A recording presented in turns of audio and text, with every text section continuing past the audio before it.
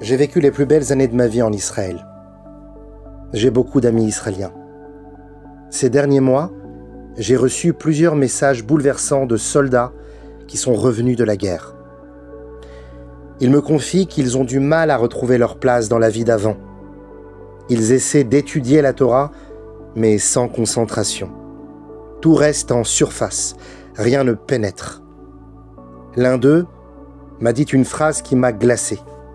Avant, j'attendais avec impatience chaque cours de Torah que tu mettais en ligne. Aujourd'hui, je n'y comprends plus rien. Et ce n'est pas seulement ceux qui ont combattu sur le terrain. Même ceux qui n'ont pas été au front ressentent ce malaise diffus, cette impression de déconnexion, d'éloignement. Pourquoi ce sentiment étrange ? Peut-être est-ce tout simplement le choc du face-à-face avec la mort. Aujourd'hui, cela fait près de 2 ans que la guerre a éclaté. Et en quelque sorte, nous sommes tous des enfants de cette grossesse. Nous avons grandi dans ce climat d'angoisse, d'héroïsme, mais aussi d'obsession de la mort. Aux côtés de l'héroïsme invraisemblable de nos soldats, nous sommes, nous, génération entière, marquée par la mort d'une manière inédite.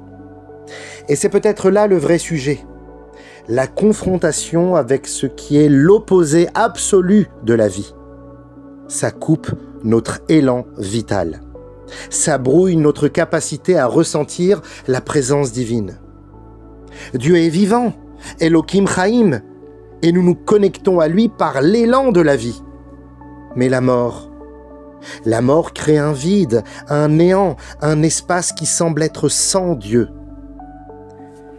Et dans ce contexte, cette semaine, nous avons marqué aussi les 31 ans depuis la disparition physique du rabbi de Lubavitch. 31 ans de vie intense et lumineuse par la création de centaines et de centaines de Baté Chabad, mais à l'ombre de l'absence visible de ce géant spirituel. Et chaque jour, c'est un défi d'y croire, de sentir que le Rabbi agit, rayonne et influence nos vies encore. Alors que faire ? Comment avancer dans ce monde qui porte encore la poussière de la mort sur son visage ? Comment raviver la foi et l'espérance quand la lumière semble avoir reculé ? Comment combattre ce post-trauma ? Pour cela, plongeons ensemble dans le mystère le plus énigmatique de toute la Torah. La Para Adouma, la vache rousse. Une loi si incompréhensible que même Moshe lui-même a eu du mal à y croire. La vache rousse est le prototype de la loi irrationnelle. Elle purifie l'impur, mais rend impur le pur. Elle fonctionne par un mélange étrange d'eau pure et de cendres d'un animal brûlé. La Torah la présente ainsi. Zot Rukat HaTorah, voici la loi irrationnelle de la Torah.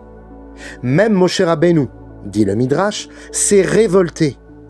Tu m'as expliqué la source de toutes les impuretés. Mais comment en guérir, Hachem ? Et lorsque Dieu lui a finalement donné la recette de la purification, Moïse s'écrie « Comment ?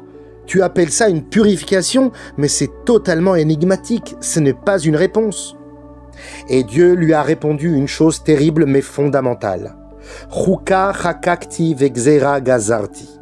C'est une loi que j'ai gravée, un décret que j'ai décrété. Tu ne peux pas la comprendre.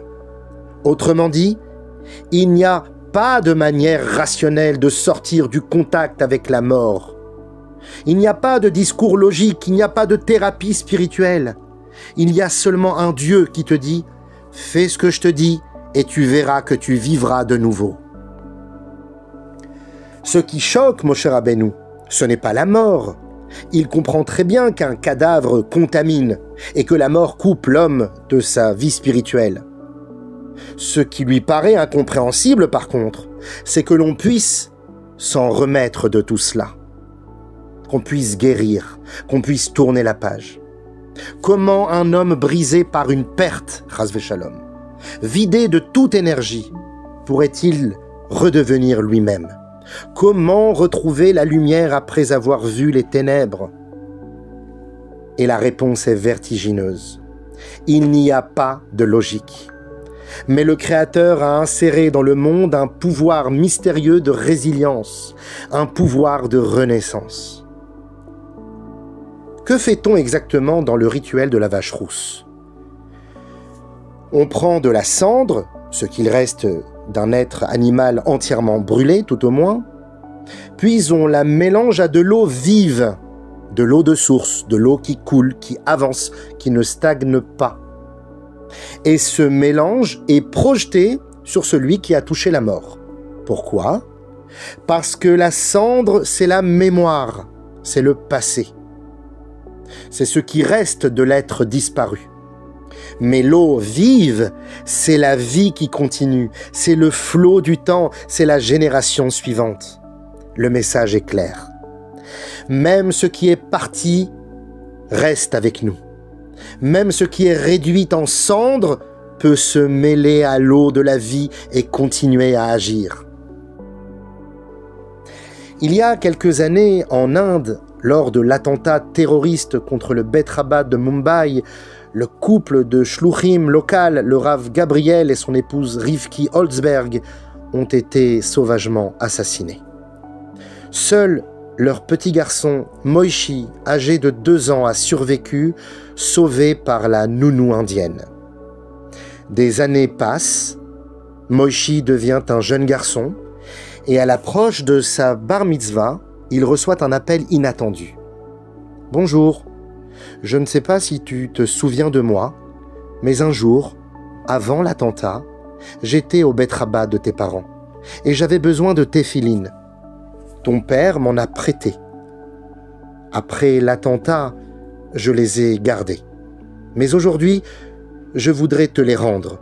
Ce sont les téphilines de ton père. » Cendre et eau vive. Un souvenir et une renaissance. Un père qui est parti, mais qui continue à agir à travers les mains de son fils. Le rabbi enseigne que le corps d'un tzaddik ne devient jamais impur, parce que sa vie n'était pas faite de matière. Sa vie était faite de émouna, d'amour et de crainte de Dieu. Et cela, même la mort ne peut pas l'effacer.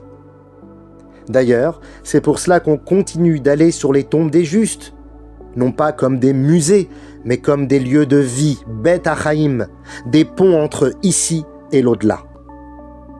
Et nous alors, aujourd'hui, soldats, familles endeuillées, étudiants perdus, enfants orphelins, parents brisés, le message est clair. Il n'y a pas de réponse qui satisfait l'intellect. Mais le cœur, lui, peut guérir, si on fait confiance à Dieu.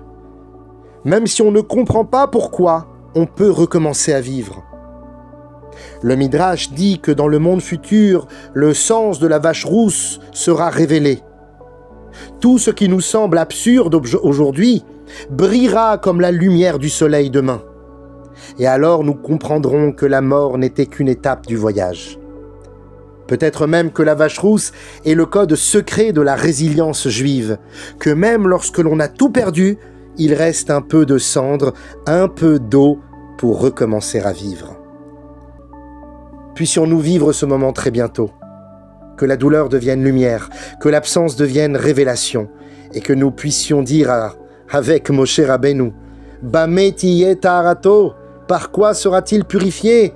Et Dieu nous répondra, « Par mon décret éternel et par votre foi indestructible. »